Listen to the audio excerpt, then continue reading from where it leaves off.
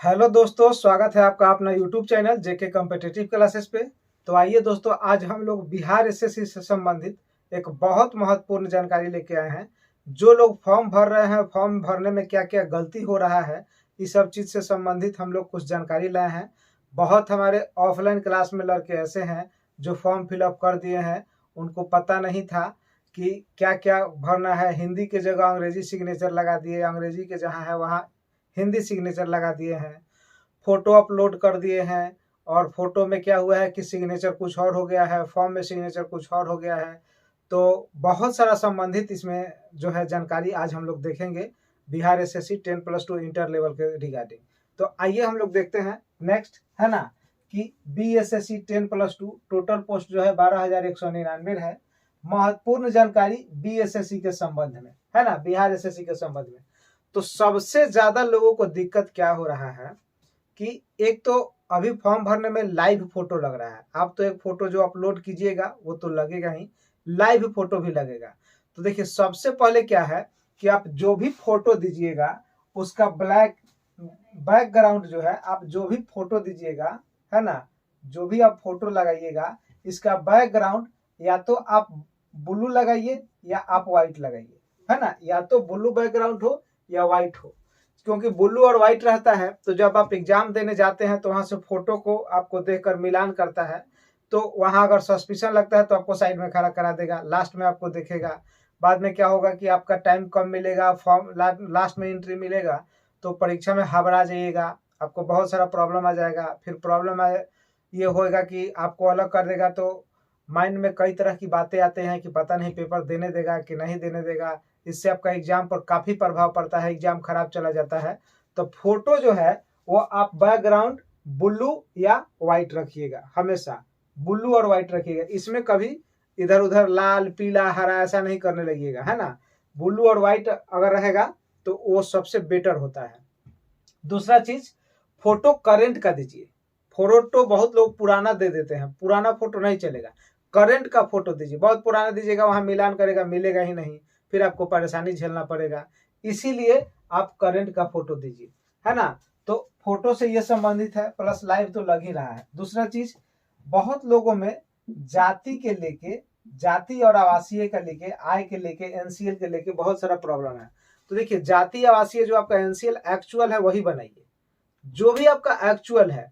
बहुत ऐसे लोग हैं जो लोग शादीशुदा हैं, और शादीशुदा है तो उसमें क्या दिक्कत हुआ है कि बहुत लोग का आपका स्टेट जो है बिहार से बाहर है, बिहार से बाहर स्टेट है, और वो बिहार के लड़की से शादी कर लिए हैं तो ससुराल से ही आप बना लेते हैं एनसीएल, ससुराल से जाति आवासीय आय ये सब बना लेते हैं। तो ये बहुत गलत है। अगर ऐसा गलती अगर आप कर रहे हैं तो फॉर्म जो भरे हैं वो तो आपका रहेगा, रिजेक्ट नहीं होगा। लेकिन बाद में क्या होगा कि जब आपका फाइनल सिलेक्शन होगा तो आधार कार्ड में आप क्या, बहुत लोग आधार कार्ड भी अपडेट करा दे रहा है, एड्रेस चेंज करा दे रहा है। तो वो आप जो चेंज कराइएगा वो भी आप कितना बार अपडेट किए हैं वो सरकार के पास उसकी जानकारी रहती है। आप आधार कार्ड में कितना बार अपडेट किए हैं वो सब जानकारी रहता है। इसीलिए ऐसा कभी मत कीजिए। और आधार कार्ड अपडेट कीजिएगा तो मार्कशीट आपका जो मैट्रिक का होगा, इंटर का होगा, आप झारखंड बोर्ड से हैं, यूपी बोर्ड से हैं, बंगाल बोर्ड से हैं, तो क्या वो बदल जाएगा? वो तो वही रहेगा। फिर अपडेट देखा जाएगा, उससे फिर आप पकड़ा जाइएगा तो हाथ में मिला हुआ नौकरी भी आपका चला जाएगा, है ना, हाथ में मिला हुआ भी चला जाएगा। इसीलिए दूसरी बात क्या है कि जो लोग एक बार रजिस्ट्रेशन कर दिए हैं, है ना, एक बार रजिस्ट्रेशन कर दिए हैं या फॉर्म भर दिए हैं, तो हो सकता है कि कुछ रॉन्ग हो गया हो, है ना, रॉन्ग हो गया हो, कुछ गलत हो गया हो। तो गलत हो गया तो बहुत लोग सोचते हैं क्या कि इस बार फिर दूसरा फॉर्म भर देते हैं। एक रजिस्ट्रेशन पहले से किए हैं, फिर दूसरा रजिस्ट्रेशन कर देते हैं, दूसरा फॉर्म भर देते हैं, फी लगेगा तो लगेगा, फिर से एक बार फी दे देते हैं। तो ये स्थिति मत कीजिएगा, क्योंकि सब सेम टू सेम डाटा अगर मिल जाएगा तो आपका फॉर्म जो है रिजेक्ट हो जाएगा, है ना, आपका फॉर्म रिजेक्ट हो जाएगा। इसीलिए आप ये सब बढ़िया से ध्यान दीजिए, है ना। रह गया जाति आवासीय आय, आप जहां का निवासी है वहीं का बनाइए, जिस कैटेगरी में है उसी कैटेगरी में है। बहुत ऐसे लोग हैं जो हैं आपका ओबीसी, शादी हो गया एससी लड़की से, या एससी लड़का है ओबीसी से शादी कर लिया, तो क्या आपका बदल जाएगा? ऐसा कुछ नहीं, जो आपका है वही बनवाइए, है ना, जो आपका है वही बनवाइए। अगर अदर स्टेट में है तो वहीं से बनवाइए, है ना। यहाँ का मत सोचिए कि बिहार का बनवा के बिहार वाला में पूरा सीट पर हम फाइट करने लगेंगे। ऐसा कीजिएगा तो आपका मिला हुआ नौकरी जो है खत्म हो जाएगा, समाप्त हो जाएगा, क्योंकि लास्ट में जब वेरिफिकेशन होगा तो आप पकड़ा जाइएगा। क्योंकि सरकार जो वेरिफिकेशन होता है वो बहुत बारीकी से करता है, इसीलिए आप ये सब गलती कभी नहीं कीजिए। दूसरा चीज आपको बता दिए कि जिनका भी गलती कुछ हो गया है ना, उसके लिए फिर से अपडेट आएगा, है ना, इसके लिए अपडेट फिर से आएगा, है ना, फिर से सुधार करने के लिए एक बार मौका देगा। जब पूरा फॉर्म भरा जाएगा और फॉर्म भरने के बाद जो है एक बार पुनः आपको अपडेट करने के लिए देता है। बहुत लोग क्या करते हैं कि आपका कंप्यूटर सर्टिफिकेट जो है, कंप्यूटर सर्टिफिकेट उसमें उसका नंबर गलत डाल दिए, मार्कशीट का नंबर गलत डाल दिए, डेट ऑफ बर्थ गलत डाल दिए। किसी का डेट ऑफ बर्थ मान लीजिए कि आपका दे दिया है कि 20/1/1900 मान लीजिए कि दिया है 96, है ना, हो सकता है कि बाय मिस्टेक 20/10 लिखा गया 1996, है ना, 20/10/1996 ऐसा लिखा गया। तो कहने का मतलब क्या है कि वो तो था जनवरी, अब हो गया दिसंबर, सॉरी अक्टूबर। तो ये गलती जो है ये जब भी फॉर्म भरा है तो बहुत लोग आता है कि साइबर वाला गलती से कर दिया। आप वहां बैठ के भराइएगा तो कैसे गलती हो जाएगा। बहुत लोग सब चीज भेज देते हैं डिटेल साइबर वाला के पास, कोई मित्र है, कोई करीबी है, मान लीजिए कि तो 1000 फॉर्म भर रहा है, उसके दिमाग में मान लीजिए कि कभी बाय मिस्टेक डाला गया, सबमिट हो गया, तो आप रहिएगा तो आप चेक करिएगा ना, फॉर्म भराएगा तो आपको बोलेगा कि हाँ एक बार आप अपना मिला लीजिए, आप मिलाते हैं तब जाकर फाइनल सबमिट होता है। और आप रहिएगा नहीं तो क्या मिलाएगा, उतना तो टाइम रहता नहीं है। अब बाय मिस्टेक और दूसरे का चीज हर चीज डालना होता है, वो बहुत सारा का फॉर्म डालता है तो गड़बड़ी हो सकता है, संभावना बनता है। इसीलिए जब भी फॉर्म भराइए वहां बैठ के भराइए, खुद से रजिस्ट्रेशन कराइए, है ना, और वहां बैठ के भराइएगा तो ये गलती आपका नहीं होगा। जिनका भी अगर ये गलती हो गया है, डेट ऑफ बर्थ कुछ है और डाल दिए कुछ और, तो फिर से अपडेट का टाइम देगा, एक बार जरूर कहेगा करेक्शन करने के लिए, और जब भी करेक्शन का टाइम देगा तो उस समय आप अपना ये सुधार लीजिएगा, आपका करेक्ट हो जाएगा, सही हो जाएगा। इसमें बहुत बड़ी चिंता करने की कोई जरूरत नहीं है ना।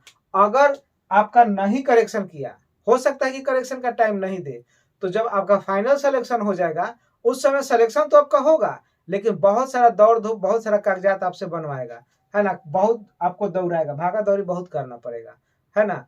इसीलिए कह रहे हैं कि जो लोग भर दिए हैं वो तो ठीक है, जो लोग नहीं भरे हैं अभी तक, लगभग अभी 70% 60% लोग फॉर्म अभी नहीं भरे हैं, अभी बाकी है भरना। तो जो लोग नहीं भरे हैं ये सब सावधानी एकदम बरते, है ना।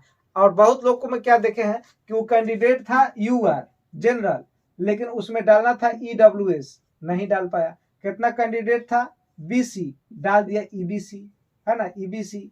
तो देखिए ये सब जो भी गलती आप करिएगा इस सब का करेक्शन का टाइम देगा, उस समय आप करेक्ट कर लीजिएगा, अन्यथा बाद में बहुत आपको प्रॉब्लम होगा। अगर ये गलती हो गया होगा तो समझिए कि आप उसी कैटेगरी से फाइट करते हैं तो ठीक है, नहीं तो आपका जॉब चला जाएगा, ज्वाइनिंग के समय बहुत ज्यादा दिक्कत कर देगा दोस्तों, बहुत ज्यादा दिक्कत कर देगा। इसीलिए ये सब चीज देख कर भरवाइए। सबसे बड़ी प्रॉब्लम अभी देख रहे हैं कि एनसीएल को लेकर हो रहा है, एनसीएल। तो एनसीएल जो है, आप जहां के मूल निवासी हैं, जहां के मूल आपका जो आय है, जो आपका आवासीय है, सब सेम टू सेम बनाइए। जो लोग महिला है, महिला, तो महिला का जो जाति है वो उसके मायके से बनता है, महिला का जाति मायके से बनाना है। क्यों मायके से बनाना है? क्योंकि बहुत ऐसी महिला है जो अंतरजातीय विवाह कर चुकी है, तो अंतरजातीय विवाह कर चुकी है तो आपका मायके का ओरिजिनल जाति है, वहीं का ओरिजिनल जाति है। क्योंकि जब ससुराल चल गए किसी और जाति में तो वहां का जाति नहीं चलेगा, इसीलिए सरकार ने मायके वाला जो जाति है वो मांगता है। तो इसीलिए जाति प्रमाण पत्र मायके के एड्रेस से बनेगा, वहां से बनेगा, इसीलिए इस सब पर ध्यान दीजिएगा, है ना। और जो लोग जिस कैटेगरी में है, महिला हो पुरुष हो, बहुत का शादी हो गया तो कैटेगरी चेंज हो गया, ऐसा कुछ नहीं, जो आपका एक्चुअल है वही डालिए, दूसरा डालिएगा प्रॉब्लम हो जाएगा और ज्वाइनिंग के समय बहुत ज्यादा प्रॉब्लम क्रिएट हो जाएगा। इसीलिए आप लोग को बार बार बोल रहे हैं कि अगर इस तरह का गलती अगर है तो इस सबको सुधारिए, है ना। दूसरा चीज, कंप्यूटर सर्टिफिकेट टाइपिंग का, एडीसीए हो, डीसीए हो, बीसीए हो, जो आपके पास हो, वो उसका नंबर केवल मांग रहा है, वो नंबर आपको अपलोड कर देना है। लेकिन वो सर्टिफिकेट ऐसे संस्थान से होना चाहिए जो रजिस्टर्ड हो, वैलिड हो, आपका सिलेक्शन होने के बाद अगर वेरिफिकेशन हो तो सही पाया जाए। अगर गलत पाया जाएगा तो फिर आपके हाथ से नौकरी जा सकती है ना। जो भी आपका सर्टिफिकेट है वो सही होना चाहिए। इसमें अगर गलती होता है, कोई भी डॉक्यूमेंट में प्रॉब्लम होता है तो बर्दाश्त नहीं करेगा, है ना। चूंकि डॉक्यूमेंट एकदम सही, बहुत टाइम दिया है बनवाने के लिए, आप इत्मीनान से डॉक्यूमेंट बनाइए, फिर आप फॉर्म भरिए, इसमें कोई गलती नहीं कीजिए। दूसरा चीज क्या है कि एनसीएल जो है वो तो है, वो लोग अपना सही से बनवाएंगे, फोटो पर खासकर ध्यान दीजिए। दूसरा चीज सिग्नेचर, है ना। तो सिग्नेचर में क्या होता है कि बहुत ऐसे विद्यार्थी होते हैं कि हिंदी के जगह अंग्रेजी सिग्नेचर कर देते हैं, अंग्रेजी की जगह हिंदी सिग्नेचर कर देते हैं। तो देखिए ये चीज बहुत ध्यान से देख कर करना है। और सबसे बड़ा इंपॉर्टेंट क्या है, पिछले बार एक व्यक्ति का सिलेक्शन हुआ था रेलवे में, उसमें हुआ क्या था कि उन्होंने सिग्नेचर 3 जगह 3 तरह का कर दिया था, याद नहीं था।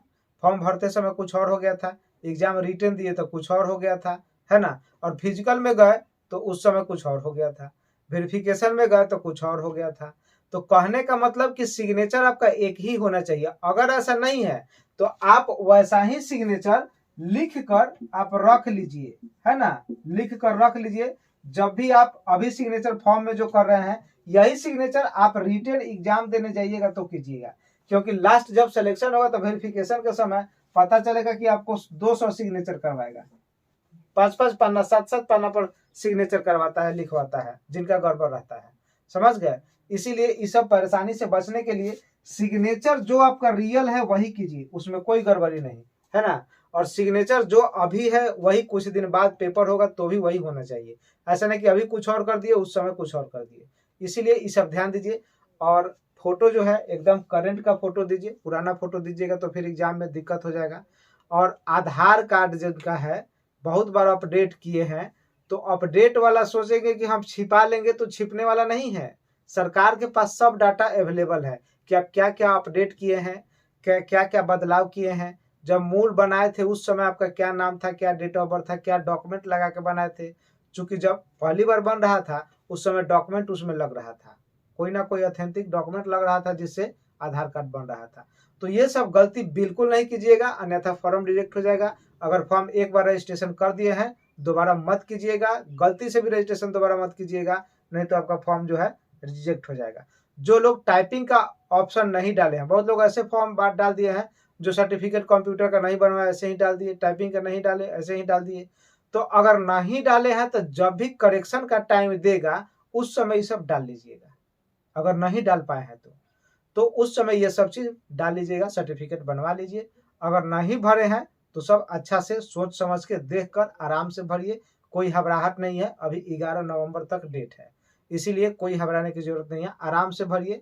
लेकिन 4-5 दिन पहले ही भर लीजिएगा तो सही रहेगा, क्योंकि बाद में लास्ट में 2-4 दिन जब बचता है तो साइट जो है स्लो हो जाता है, तो काफ़ी प्रॉब्लम होता है। रजिस्ट्रेशन तो अभी ही कर लीजिए, रजिस्ट्रेशन अभी कर लीजिए, है ना, रजिस्ट्रेशन मोबाइल से भी हो जाएगा।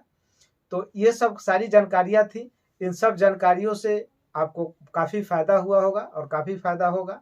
और ज़्यादा से ज़्यादा इस वीडियो को लाइक करें और ज़्यादा से ज़्यादा शेयर करें अपने दोस्तों के पास, ताकि जो लोग भी ये गलती कर रहे हैं वो ऐसा गलती नहीं कर पाए। रजिस्ट्रेशन दोबारा भूल के भी मत कीजिएगा, अन्यथा आपका फॉर्म रिजेक्ट हो जाएगा, है ना। आयोग के पास एक ही डाटा पहुंच जाएगा, एक ही आदमी का 2 बार, तो रिजेक्ट करिए देगा, तो आपका दोनों चल जाएगा, आप एग्जाम से हाथ धो दीजिएगा, नहीं दे पाइएगा। इसीलिए ये सब सोच समझ के भरना है और सभी फॉर्म को बढ़िया से सामने बैठ के साइबर में खुद से भरवाना है। ऐसा नहीं कि फॉर्म दे दिए चल गए कहीं और। जब भरा जाए फॉर्म अच्छा से एक बार मिला लीजिए, तब फाइनल सबमिट कराइए, अन्यथा काफ़ी दिक्कत आ जाता है। तो ठीक है दोस्तों, यही जानकारी हमें आपको देना था। आज के लिए इतना ही। Best of luck, good night.